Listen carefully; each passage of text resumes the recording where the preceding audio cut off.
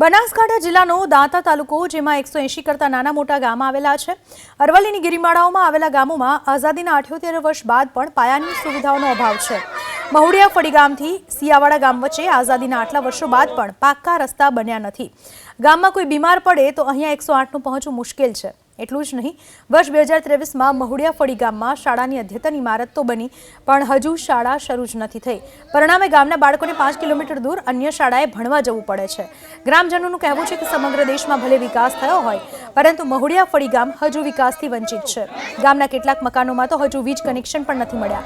મહુડિયા ફળી ગામનો વશી ગ્રુપ ગ્રામ પંચાયતમાં સમાવેશ થાય છે.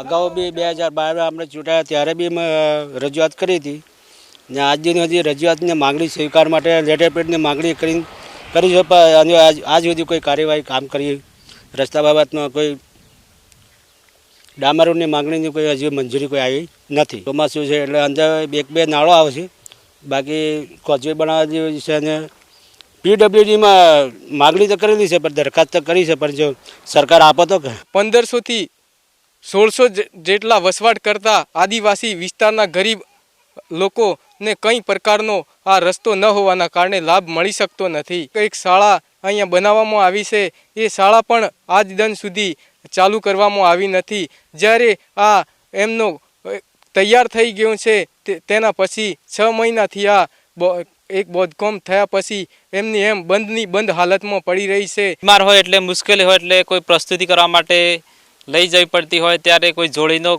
કોઈ સાલા વડેનો કરીને પછી લઈ જવામાં આવે છે અને કોઈ ઉસકીને લઈ જવામાં આવે છે.